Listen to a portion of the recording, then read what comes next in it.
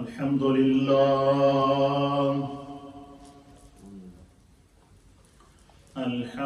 لله نحمده ونستعينه ونستغفره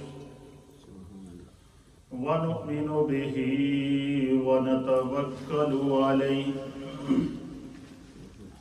ونعوذ بالله من شرور أنفسنا ومن سيئات أعمالنا من يهده الله فلا مضل له ومن يضلله فلا هادي له ونشهد أن لا إله إلا الله ونشهد أن سيدنا وسندنا ونبينا ومولانا محمدا عبده ورسوله أما بعد فأعوذ بالله من الشيطان الرجيم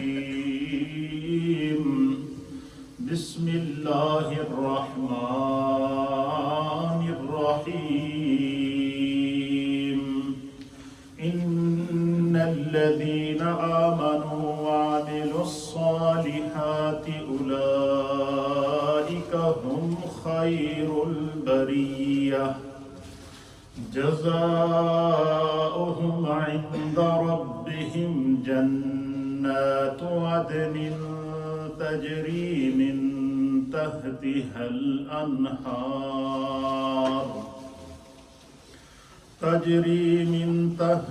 الأنهار خالدين فيها أبدا رضي الله عنهم ورضوا عنه ذلك لمن خشي ربه آمنت بالله وصدق الله مولانا العظيم وصدق رسوله النبي الأمين الكريم إن الله وملائكته يصلون على النبي يا أيها الذين آمنوا صلوا عليه وسلموا تسليما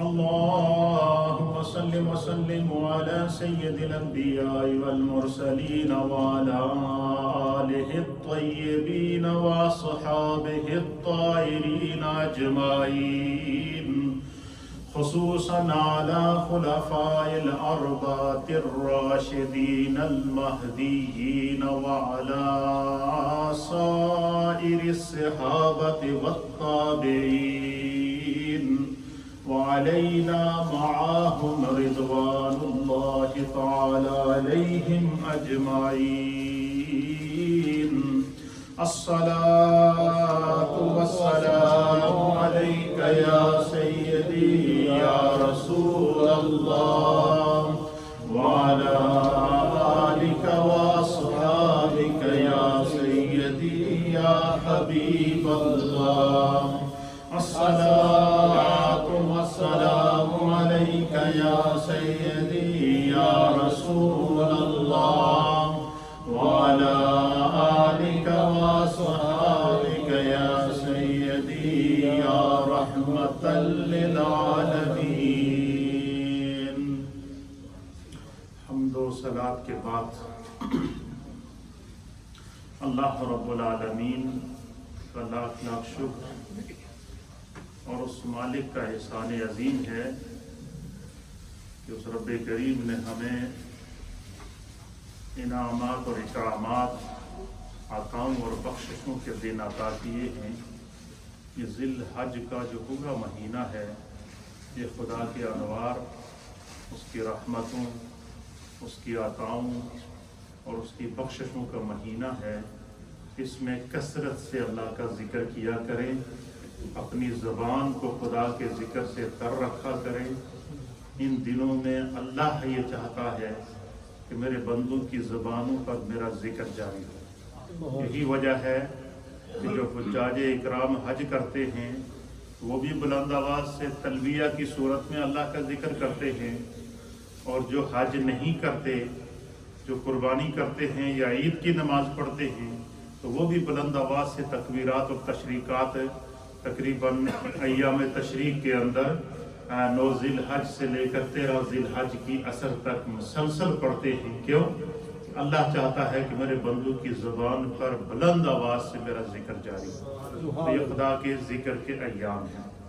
اس مہینے میں جہاں ہمیں اللہ نے حج کی سعادت عطا فرمائی، قربانیوں کی سعادت عطا فرمائی، 10 دن اور 10 راتیں ایسی اللہ نے ہمیں عطا کی ہیں کہ جن کے بارے میں خود اللہ کے حبیب نے ہمیں خوشخبری دی کہ اس میں 1 دن اور 1 رات لیلۃ القدر کے اجر سے بڑھ کر ہیں، اور ان کے دنوں کے اندر جو خدا کا ذکر کرتے ہیں اللہ ان کی بخشش اور مغفرت کرتا ہے۔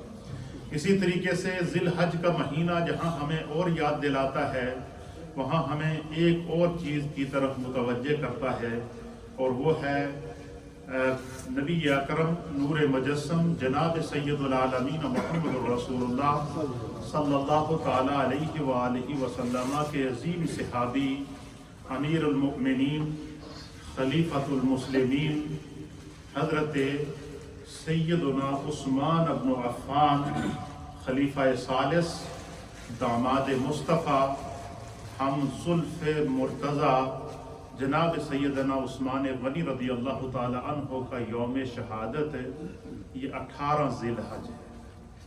آج 17 ذی الحج ہے اور کل 18 ذی الحج ہے۔ 18 ذی الحج کو امیر المؤمنین جناب سیدنا عثمان غنی رضی اللہ تعالی عنہ، جن کو میرے مصطفیٰ کریم نے کئی دفعہ کئی مقامات پر جنت کی بشارت عطا فرمائی، آج ہم ان کی یاد میں، ان کی بارگاہ میں، ان کی سیرت، ان کے کردار، ان کی حیات اور ان کی خدمات اور ان کا قرب مصطفیٰ اور ان کی خصوصیات، اس کے اوپر گفتگو کریں گے، تاکہ ہمارے یہ سارے وہ اکابرین امت ہیں کہ جن کی زندگیوں کا تذکرہ کر کے ان کی زندگیوں سے ہمیں اپنی زندگی گزارنے کا سلیقہ ملتا ہے، کیونکہ ان کی زندگیوں میں محبت رسول کا رنگ بھی موجود ہے، ان کی زندگیوں میں عشق رسول کا رنگ بھی موجود ہے، ان کی زندگیوں میں اطاعت رسول کا رنگ بھی موجود ہے، ان کی پاکیزہ زندگیوں کے اندر قرب مصطفیٰ کا رنگ بھی موجود ہے، ان کی پاکیزہ زندگیوں میں سیرت مصطفیٰ پر عامل رہنے کا جذبہ اور طریقہ بھی موجود ہے، ان کی پاکیزہ زندگیوں میں ہمیں مصطفیٰ کریم کی زندگی نظر آتی ہے، ان کی سیرتوں سے ہمیں سیرت مصطفیٰ کریم نظر آتی ہے۔ سیدنا عثمان غنی رضی اللہ تعالیٰ عنہ کا یوم شہادت کب ہے؟ 18 ذی الحج کو آپ کا یوم شہادت ہے، تو اس لیے جو ہے وہ اس کو ذہن کے اندر بحیثیت مسلمان، history of the Muslim, history of the اکابر، history of the scholar of Islam, یہ بحیثیت مسلمان ہمارے علم میں ہونی چاہیے۔ حضرت عثمان غنی رضی اللہ تعالیٰ عنہ کی اتنی فضیلتیں ہیں، اور ان میں سے بعض فضیلتیں ایسی ہیں جو نبی پاک صلی اللہ تعالیٰ علیہ وآلہ وسلم کے کم و بیش 1.25 لاکھ صحابہ میں سے صرف انہی کے حصے میں آئی ہیں، وہ میں انشاءاللہ آپ کی خدمت میں پیش کروں گا۔ لیکن سب سے پہلے قرآن حکیم فرقان مجید میں اللہ رب العالمین جو نبی پاک صلی اللہ تعالیٰ علیہ وسلم پر ایمان لانے والے صحابہ کرام تھے، کہ جنہیں مصطفیٰ نے جب ایمان کی دعوت دی اور انہوں نے ایمان قبول کیا، اللہ کے نزدیک ان کا کیا مقام ہے، اللہ تعالیٰ قرآن میں ارشاد فرماتا ہے کہ ان الذین آمنوا، بے شک وہ لوگ جو ایمان لائے، وعملوا الصالحات، اور انہوں نے نیک اعمال کیے، یعنی وہ طریقہ اختیار کیا جو انہیں میرے مصطفیٰ نے بتایا، اس زندگی کو اپنایا جس زندگی کو مصطفیٰ کریم نے انہیں جو ہے وہ گزارنے کا طریقہ اور سلیقہ عطا فرمایا، تو اللہ تعالیٰ فرماتا ہے اولئک ہم خیر البریہ، خدا کی ساری مخلوق، جتنی اللہ نے مخلوق پیدا کی ہے، چاہے وہ حیوانات ہوں، نباتات ہوں، جن ہوں، فرشتے ہوں، حتیٰ کہ فرشتے بھی خدا کی مخلوق ہیں، لیکن اللہ تعالیٰ اس آیت میں نبی پاک کے اصحاب کے ایمان کو بیان کر رہا ہے کہ جو لوگ میرے محبوب کے دعوت پر ایمان لے کر آئے، اولئک ہم خیر البریہ، خدا نے انہیں تمام مخلوقات سے اعلیٰ کر دیا، بہتر کر دیا، برتر کر دیا۔ اس آیت کی تفسیر میں مفسرین نے لکھا ہے کہ یہاں اللہ تعالیٰ نے نبی پاک کے صحابہ کے ایمان کو بیان کیا ہے، اور صرف یہی نہیں، اللہ نے مثال دی ہے کہ نبی پاک کے جو صحابہ ہیں، جو آپ کو خاتم النبیین مانتے ہیں، جو آپ کو آخری نبی مانتے ہیں، جو آپ کی دعوت کے اوپر اسلام لائے، جنہوں نے ایمان کو قبول کیا، اللہ فرماتا ہے کہ ان کے ایمان کی قدر و قیمت کیا ہے۔ فرمایا اولئک ہم خیر البریہ، خدا نے جتنی مخلوق پیدا کی ہے، چاہے وہ جن ہو، چاہے وہ فرشتے ہوں، چاہے وہ حیوانات ہوں، نباتات ہوں، جمادات ہوں، حشرات الارض ہوں، زمینی مخلوق ہو، آسمانی مخلوق ہو، سمندری مخلوق ہو، باہر اور بر کی مخلوق ہو، خشکی اور تری کی مخلوق ہو، خدا نے اس روئے زمین پر جتنی مخلوق پیدا کی ہے، اللہ فرماتا ہے میرے محبوب پر ایمان لانے والے جو صحابہ ہیں انبیاء کے بعد، ان کا مخلوق میں جو ایمان ہے وہ اللہ کی اس تمام مخلوقات میں سب سے بہتر ہے سوائے انبیاء کے۔ انبیاء کے بعد اگر اس مخلوق میں کسی کے ایمان کی قدر و قیمت ہے، کسی کا ایمان اگر رب کو پسند ہے، تو اللہ فرماتا ہے کہ وہ نبی پاک صلی اللہ تعالیٰ علیہ وسلم پر ایمان لانے والے صحابہ ہیں، اور نیک اعمال پر قائم رہنے والی اور اپنی زندگی کو سیرت مصطفیٰ کے مطابق گزارنے والوں کا ایمان۔ تو یہاں اس آیت میں اللہ نے نبی پاک پر ایمان لانے والے صحابہ کے ایمان کو خود بیان کیا۔ اب مجھے بتائیں، دنیا میں ہزاروں، لاکھوں، کروڑوں اس وقت مسلمان ہیں، لیکن اس مسلمان کی کیا شان ہوگی کہ جس کے ایمان کو خدا کہے کہ اس دا ایمان میں نے بڑا پسند ہے؟ یہ بات سوچنے کی ہے نا۔ آپ ذرا اس کو اس اینگل سے دیکھیں تو مسلمان تو بہت ہیں، لیکن اس مسلمان کے ایمان کا کیا عالم ہوگا؟ اس مسلمان کے ایمان کی شان کا کون اندازہ لگا سکتا ہے جسے رب کہے کہ اس کا ایمان مجھے پسند ہے؟ اور اسی طریقے سے پھر اللہ تعالیٰ اسی آیت کے بعد دوسری آیت کے اندر ارشاد فرماتا ہے جزاؤہم عند ربہم، وہ جو میرے محبوب پر ایمان لائے نا، ان کی جو جزا ہے، ان کا جو اجر عند ربہم، ان کے رب کے پاس جو ہے وہ بڑا ہی پیارا ہے۔ کیا ہے؟ فرمایا جزاؤہم عند ربہم جنات تجری من تحتها الانہار، اللہ تعالیٰ ان کو جنت عطا کرے گا، جنات عدن، اللہ تعالیٰ فرمایا کہ ان کو موتیوں والی جنت عطا فرمائے۔ یہ جس طریقے سے آپ نے دیکھا کہ ہم جو دنیا کے اندر رہتے ہیں تو مختلف علاقہ جات ہیں، کوئی علاقہ ہائی کلاس ہے، کوئی اپر کلاس ہے، کوئی جو ہے وہ وی آئی پی علاقہ جات ہیں، اور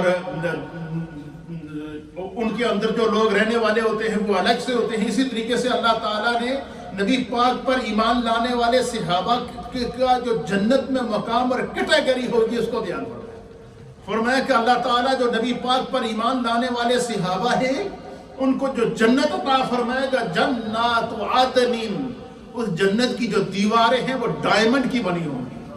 عدن ڈائمنڈ کو کہتے ہیں، موتی کو کہتے ہیں، موتیوں کی بنی ہوئی جنت کے اندر وہ ہوں گے، اور ایسی جنت ہوگی کہ تجری من تحتها الانہار، اس میں خدا نے طرح طرح کی جنت کی نہریں جاری کی ہوں گی، اس میں شہد کی نہر ہوگی، اس میں دودھ کی نہر ہوگی، اس میں اللہ تعالیٰ نے اپنے انعامات اور اکرامات کے ایسے ایسے جو ہے وہ ان کے لیے رکھے ہوں گے۔ فرمایا کہ یہ اللہ کی طرف سے ان کے لیے جزا ہے، اور فرمایا کہ صرف یہی نہیں، خالدین فیہا ابدا، اللہ فرماتا ہے کہ وہ اس جنت میں ہمیشہ رہیں گے، دائمی، پرماننٹ۔ ان کی جو جنت کے اندر رہائش ہوگی وہ پرماننٹ ہوگی، اللہ تعالیٰ ان کے درجات کو بلند کرتا ہوگا۔ ان عظیم صحابہ میں سے نبی پاک کے ایک صحابی ہیں حضرت سیدنا عثمان غنی رضی اللہ تعالیٰ عنہ۔ ہمیں اپنے اکابرین کی ہسٹری بتا، حضرت عثمان غنی جب ایمان لائے تو حضرت عثمان غنی کے ایمان لانے سے پہلے نبی پاک صلی اللہ علیہ وسلم پر جو لوگ ایمان لائے تھے وہ 3 تھے۔ کتنے تھے؟ 3 لوگ حضور علیہ الصلوۃ والسلام پر ایمان لائے تھے۔ ابتدائی اسلام میں آپ ایمان لائے تو حضرت عثمان غنی جب ایمان لائے تو حضرت عثمان غنی کا اسلام لانے والوں میں 4تھا نمبر تھا۔ کتنا نمبر تھا؟ اور اس میں ایک بڑی مزیدار بات آپ کو بتاؤں، کہتے ہیں نا کہ جو ہمارے بزرگ کہا کرتے ہیں، ہم نے تو اپنے بزرگوں سے یہی سنا ہے، اور یقیناً آپ بھی پڑھا بھی ہوگا، سنا بھی ہوگا، کہتے ہیں دنیا میں اچھے دوست بناؤ. کیا کہتے ہیں؟ اچھا دوست ہمیشہ غم میں بھی کام آتا ہے، دکھ میں بھی کام آتا ہے، سکھ میں بھی کام آتا ہے. اس لیے جب دوست بناؤ تو اچھا دوست بناؤ. حضرت عثمان غنی کا ایک دوست تھا جس کے ساتھ اپنے دل کے راز بھی شیئر کرتے تھے، جن کے ساتھ ان کی خلوت بھی رہتی تھی، ہم نشینی بھی رہتی تھی، بیٹھنا اٹھنا بھی رہتا تھا، مجلس بھی رہتی تھی، چلنا پھرنا بھی رہتا تھا، صحبت بھی رہتی تھی. اور وہ ان کے دوست کون تھے؟ امیر المؤمنین، خلیفۃ المسلمین، افضل البشر بعد الانبیاء بالتحقیق جناب سیدنا صدیق اکبر رضی اللہ تعالیٰ عنہ. حضرت سیدنا صدیق اکبر رضی اللہ تعالیٰ عنہ اور حضرت عثمان غنی یہ آپس میں بڑے گہرے دوست تھے. اتنے گہرے دوست تھے کہ کوئی بھی بات ہو وہ ایک دوسرے سے شیئر کرتے تھے. اب جیسے ہی نبی پاک صلی اللہ تعالیٰ علیہ وسلم کو اللہ کی طرف سے حکم ہوا کہ اعلان نبوت فرمائیے، اور جب جناب سرکار دو عالم صلی اللہ علیہ وسلم نے اعلان نبوت کیا تو حضور علیہ السلام میں مردوں میں سب سے پہلے ایمان لانے والی جو ذات تھی وہ سیدنا صدیق اکبر کی، اور خواتین میں سب سے پہلے ایمان لانے والی ذات ام المؤمنین سیدہ خدیجہ الکبریٰ رضی اللہ تعالی عنہا کی، اور بچوں میں سب سے پہلے ایمان لانے والی ذات مولا کائنات حیدر کرار جناب علی المرتضیٰ کرم اللہ وجہہ الکریم تھے. اور جب حضرت صدیق اکبر حضور علیہ السلام پر ایمان لائے نا پہلے سب سے پہلے، تو حضور علیہ السلام پر ایمان لانے کے بعد سیدنا صدیق اکبر نے یہ خبر سب سے پہلے کس کو دی؟ اپنے دوست حضرت عثمان غنی کو. حضرت عثمان غنی کو سب سے پہلے آپ نے کیا دی؟ خبر دی، اور ان سے کہا کہ میں تو اپنا دل دے آیا ہوں مصطفیٰ کریم کو، اب بتا میرے دوست تیرا کی خیال. اب وہ سیدنا حضرت عثمان غنی صدیق اکبر کی خلوت کو بھی جانتے تھے، جلوت کو بھی جانتے تھے، اور حضرت ابو بکر صدیق رضی اللہ تعالیٰ عنہ کی حیثیت اس وقت قریش کے اندر چیف جسٹس کی تھی. وہ چیف جسٹس کی حیثیت سے جو ہے وہ مکہ کے اندر تھے کہ کوئی بھی جھگڑا ہو، کوئی بھی معاملہ ہو، کوئی بھی تنازع ہو، اہل عرب قبائل کے اندر کسی بھی قسم کا جھگڑا ہو، تنازع ہو، تو ان کا فیصلہ کرنے کے لیے جو قول فیصل ہوتا تھا وہ سیدنا ابو بکر صدیق رضی اللہ تعالیٰ عنہ. یعنی اسلام لانے سے پہلے سیدنا صدیق اکبر رضی اللہ تعالیٰ عنہ is the chief justice of the مکہ. وہ مکہ کے چیف جسٹس تھے، ان کے فیصلہ حرف آخر ہوتا تھا اور ہر ایک ان کے فیصلے کو مانتا تھا. تو سیدنا صدیق اکبر ایمان لانے کے بعد آپ نے یہ خوشخبری کس کو سنائی؟ عثمان غنی رضی اللہ تعالیٰ عنہ کو سنائی اور کہا کہ اے میرے دوست، ایسا پیارا شخص میں نے اپنی زندگی میں نہیں دیکھا، اور میں تو ایمان لے آیا ہوں، میں تمہیں بھی دعوت دیتا ہوں کہ یہی راستہ حق کا راستہ ہے. تو حضرت عثمان غنی رضی اللہ تعالیٰ عنہ نے سیدنا صدیق اکبر رضی اللہ تعالیٰ عنہ کی بارگاہ میں عرض کیا کہ اگر آپ ایمان لے آئے ہیں تو آپ نے مجھے دعوت دی ہے تو میں اس پر لبیک کرتا ہوں، مجھے بھی اپنے آقا کے پاس لے چلا.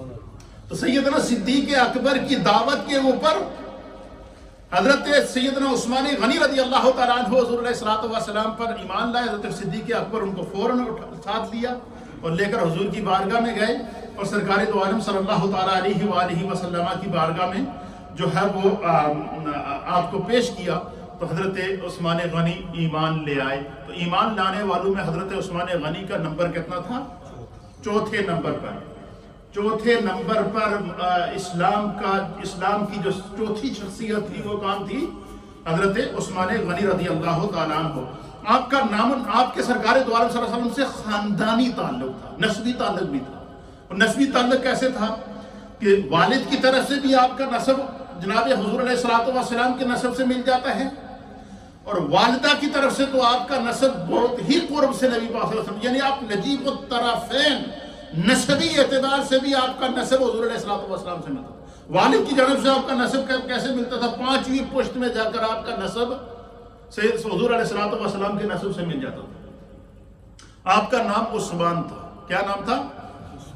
اور والد کا نام عفان تھا. علامہ ابن اسیر جزری رحمت اللہ تعالی علیہ نے لکھا ہے آپ کا سلسلہ نسب اس طرح ہے کہ عثمان بن عفان بن ابی العاص بن امیہ بن عبد شمس بن عبد مناف. عبد مناف کے اندر جا کے حضور علیہ السلام اور حضرت عثمان کا نسب مل جاتا تھا. تو 5 واسطوں کے بعد حضرت عثمان غنی رضی اللہ تعالیٰ عنہ کا سلسلہ نسب سرکار دو عالم صلی اللہ تعالیٰ علیہ وآلہ وسلم سے مل جاتا تھا. پھر اسی طریقے سے حضرت عثمان غنی رضی اللہ تعالیٰ عنہ والدہ کی طرف سے آپ کا سلسلہ نسب جو ہے وہ تقریباً 2 واسطوں کے بعد جا کے سرکار دو عالم صلی اللہ علیہ وسلم سے مل جاتا. حضرت عثمان غنی کی جو والدہ تھی وہ حضور علی نبینا علیہ السلام کی پھوپھی تھی. کیا تھی؟ حضرت عثمان غنی کی والدہ نبی پاک صلی اللہ علیہ وسلم کی پھوپھی تھی اور حضرت عبد المطلب کی بیٹی تھی آپ کے دادا کی. تو والدہ کی جانب سے بھی آپ کا سلسلہ نسب جا کر حضور علیہ السلام سے مل جاتا تھا اور والد کی جانب سے بھی آپ کا 5 واسطوں کے بعد آپ کا جو ہے وہ نسب مل جاتا تھا. سیدنا عثمان غنی رضی اللہ تعالیٰ عنہ کی کونیت کہتے ہیں کہ جڑا بندہ جس نام نال اپنے خاندان میں مشہور ہوئے اس نو کیا کہتے ہیں؟ کونیت کہتے ہیں اردو کے اندر. کہ جو بندہ جس کو آپ انگلش میں فیملی نیم کہتے ہیں. ایک ہوتا ہے عام نام، ایک جڑا فیملی میں پکار دیں ہمیں لاڈ پیار نال جڑا نام پکار دیں. حضرت عثمان غنی رضی اللہ تعالیٰ عنہ کا جو لقب تھا، جو کونیت تھی، جس کی وجہ سے وہ خاندان میں مشہور تھے، آپ کی کونیت عبداللہ تھی. اور ایک قول کے مطابق آپ کی کونیت ابو عمر تھی. اور آپ کا جو لقب تھا، یعنی جس خصوصیت کی بنا پر، جس خاص وصف کی بنا پر حضرت عثمان تمام صحابہ میں منفرد نظر آتے تھے، اور یہ ان کی یہ نبی پاک کے قدموں پہ 1.25 لاکھ صحابہ میں سے یہ خصوصیت صرف حضرت عثمان کو نصیب ہوا. اور آپ کی جو لقب تھا وہ ذوالنورین تھا. کیا لقب تھا؟ ذوالنورین. ذوالنورین کا مطلب ہے 2 نوروں والا. ذوالنورین آپ کو اس لیے کہتے ہیں کہ آپ کے نکاح کے اندر یکے بعد دیگر نبی پاک صلی اللہ تعالیٰ علیہ وسلم کی 2 بیٹیاں. آپ کا پہلا نکاح حضور علیہ السلام کی بیٹی حضرت رقیہ رضی اللہ تعالی عنہا سے ہوا. اور حضرت رقیہ سے جب آپ کا نکاح ہوا اور پھر حضرت رقیہ جس دن غزوہ بدر ہوا، اور غزوہ بدر سے پہلے جب آپ کا نکاح مکہ کے اندر ہو چکا تھا حضرت رقیہ کے ساتھ ہے، تو حضرت عثمان غنی رضی اللہ تعالیٰ عنہ کو ایک اور فضیلت حاصل ہے جو نبی پاک صلی اللہ علیہ وسلم کے چند صحابہ کے علاوہ کسی اور کو نصیب نہ ہوئی. وہ یہ کہ حضرت عثمان غنی کو ذو ہجرتین کہتے ہیں. 2 ہجرتوں والے. کتنی ہجرتوں والے؟ لوگوں نے اسلام کی خاطر 1 ہجرت کی ہے. حضرت عثمان غنی رضی اللہ تعالیٰ عنہ نے اور آپ کی اہلیہ محترمہ نبی پاک صلی اللہ علیہ وسلم کی بیٹی حضرت رقیہ رضی اللہ تعالیٰ عنہ نے جو ہے وہ اسلام کے لیے 2 ہجرتیں کی. جب حضور علیہ السلام نے اعلان نبوت کیا، آپ نے آپ کا نکاح جو ہے وہ حضرت عثمان کا نکاح ایمان لانے کے بعد 4تھے نمبر پر جب ایمان لائے تو حضرت عثمان غنی کا نکاح نبی پاک صلی اللہ علیہ وسلم نے اپنی بڑی بیٹی حضرت رقیہ کے ساتھ کرایا. اور حضرت رقیہ کے ساتھ آپ کی شادی کرانے کے بعد چونکہ کفار نے اعلان نبوت کے بعد آپ کو تنگ کرنا شروع کر دیا تھا، اذیتیں پہنچانا شروع کر دی تھی، تو کفار اور مشرکین نے نبی پاک صلی اللہ تعالیٰ علیہ وسلم کو تنگ کیا. تو حضور علیہ السلام نے حضرت عثمان سے کہا کہ تم رقیہ کو لے کر حبشہ کی طرف ہجرت کر جاؤ. ابھی حضور علیہ السلام نے خود ہجرت نہیں فرمائی تھی، فرمایا تم حبشہ کی طرف ہجرت کر جاؤ. تو حضرت عثمان غنی نبی پاک صلی اللہ علیہ وسلم پر ایمان لانے کے بعد حضور علیہ السلام کی بیٹی سے آپ کی شادی ہوئی حضرت رقیہ سے، اور حضرت رقیہ کو لے کر آپ حبشہ کی طرف ہجرت کر کے چلے گئے. پھر کچھ عرصہ حبشہ میں رہے، اور حبشہ کے بعد پھر آپ واپس جب مکہ آئے تو آپ کو پتہ چلا کہ حضور علیہ السلام تو ہجرت کر کے مدینہ چلے گئے. تو پھر آپ مکہ میں نہیں ٹھہرے، پھر حضرت رقیہ کو ساتھ لیا اور آپ مکہ سے ہجرت کر کے پھر مدینہ آئے. اس لیے حضرت عثمان غنی کی جہاں اور فضیلتیں ہیں، وہاں ایک فضیلت یہ ہے کہ آپ کو ذو ہجرتین کہتے ہیں. اللہ نے آپ کو اسلام کی خاطر 2 مرتبہ ہجرت کی سعادت عطا فرمائی. اور حضور نے فرمایا کہ اسلام کی خاطر جو ہجرت کرتا ہے خدا اس کے پچھلے سارے گناہ معاف کرتا ہے. سب سے بڑا اعزاز جو اسلام کی خاطر ہجرت ہے، یہ نبیوں کی سنت ہے. اللہ کے ہر نبی کو جب اذیت پہنچی، دکھ پہنچا، تکلیف پہنچی تو انہوں نے خدا کی مشیت سے ہجرت کی ہے. یہ انبیاء کرام کا طریقہ ہے. تو حضرت عثمان غنی نے 2 ہجرتیں کی ہیں، ایک مکہ سے حبشہ کی طرف اور دوسری حبشہ کے بعد پھر مکہ اور پھر مکہ سے جا مدینہ کی طرف. مکہ سے مدینہ والی ہجرت کی سعادت بھی حضرت عثمان کو نصیب ہوئی اور حضرت رقیہ کو نصیب ہوئی، اور مکہ سے حبشہ کی والی ہجرت بھی آپ کو نصیب ہوئی. اس لیے آپ کو ذو ہجرتین کہتے ہیں، 2 ہجرتوں والے. اسی طریقے جس طرح آپ کو ذو ہجرتین کہتے ہیں، اسی طریقے سے سیدنا عثمان غنی کو ذو النورین کہتے ہیں. کیا کہتے ہیں؟ اب ہجرت کر کے جب حبشہ سے مکہ سے ہجرت کر کے حبشہ گئے، حبشہ سے جب واپس مکہ آئے، مکہ سے پھر ہجرت کر کے جب مدینہ پہنچے تو مدینہ میں اس وقت کفار اور مشرکین کی طرف سے اور نبی اکرم صلی اللہ تعالیٰ علیہ وسلم کے ساتھ اور صحابہ اکرام کے ساتھ جنگ بدر کا اعلان کر دیا گیا. غزوہ بدر ہوا. تو جب غزوہ بدر کے لیے نبی پاک صلی اللہ علیہ وسلم نے تیاری کی تو اس وقت حضور علیہ السلام کے ساتھ 313 صحابہ تھے. کتنے تھے؟ اس وقت نبی پاک صلی اللہ علیہ وسلم کی جو بڑی بیٹی تھی حضرت رقیہ، جو حضرت عثمان کے نکاح میں تھی، یہ شدید بیمار ہو گئی. اتنی بیمار ہو گئی کہ یہ مرض موت میں مبتلا ہو گئی. مرض موت کا مطلب یہ کہ اب ان کے بچنے کی کوئی امید نہیں تھی. تو اب جب تمام صحابہ جنگ بدر کے لیے تیار ہو گئے تو حضرت عثمان بھی تیار ہو گئے. حضور علیہ السلام کبھی حضرت عثمان کو دیکھتے، کبھی اپنی بیٹی حضرت رقیہ کو دیکھتے کہ جو مرض موت کے اندر ہے. تو حضور علیہ السلام نے حضرت عثمان سے فرمایا کہ اے میرے عثمان، آپ غزوہ بدر میں شریک نہیں ہوں گے اس وقت، چونکہ رقیہ کی حالت ٹھیک نہیں ہے، اس کے بچنے کی کوئی امید نہیں ہے.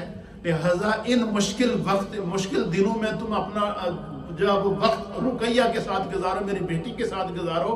لیکن میں مصطفیٰ تمہیں گارنٹی دیتا ہوں کہ خدا کی طرف سے تمہیں پروانہ مل چکا ہے کہ تو جنگ بدر میں شامل ہونے والے صحابہ میں خدا نے تیرا نام لکھ دیا ہے. جنگ بدر میں حضرت عثمان شریک نہیں ہوئے، لیکن حضور نے انہیں اصحاب بدر میں شمار کیا. کیوں؟ کہ وہ اللہ اور اس کے رسول کی اطاعت کے اندر تھے. حضور نے فرمایا تھا کہ تمہیں جنگ بدر میں شرکت نہیں کرنی ہے، اور اس لیے حضور کی اطاعت کے اندر تھے.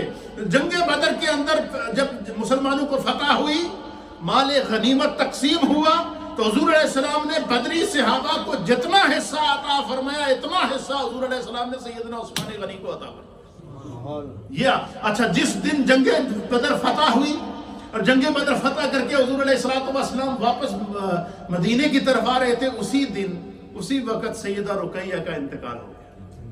سیدہ رقیہ نبی پاک کی بڑی بیٹی کیا ہو گئی؟ فوت ہو گئی.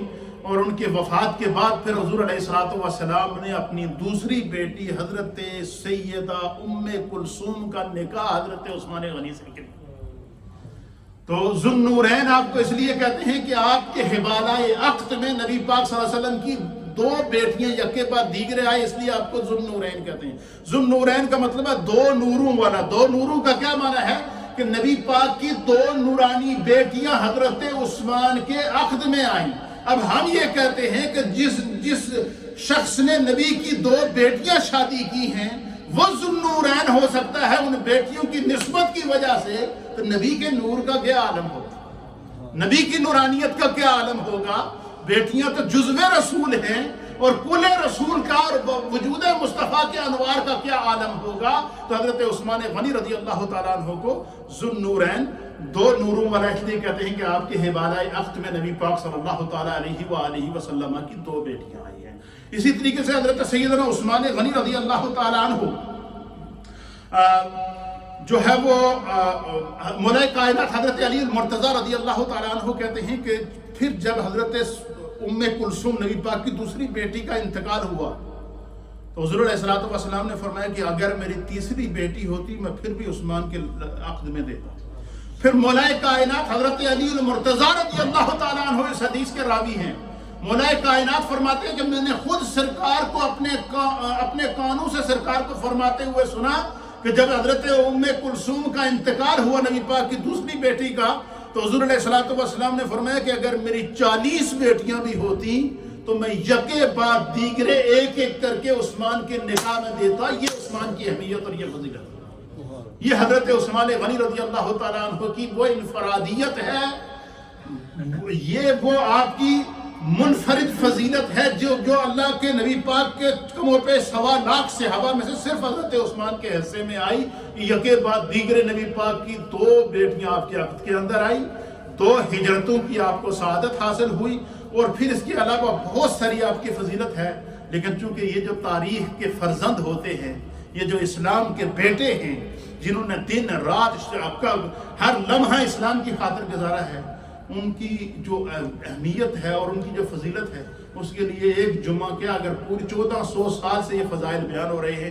ابھی ان کی شہادت کیسے ہوئی، ان کا دور جو خلافت تھا وہ تقریباً 12 سال سے زائد عرصے پر محیط تھا، اور وہ اس دور خلافت کے اندر کیا کیا فتوحات ہوئی اسلام کو، پھر کس طرح آپ کو مظلوماً شہید کیا گیا۔ آپ کو مظلوم مدینہ بھی کہتے ہیں، آپ کو شہید مدینہ بھی کہتے ہیں، آپ کو عاشق مدینہ بھی کہتے ہیں، بہت ساری فضیلتیں ہیں۔ لیکن یہ حضرت عثمان کا جو اجمالی تذکرہ ہم نے کیا ہے صرف اس لیے کہ ہمارا نام بھی ان کے نام لیواؤں میں ہو سکے۔ اللہ اپنی بارگاہ میں قبول فرمائے۔ سنتیں آزاد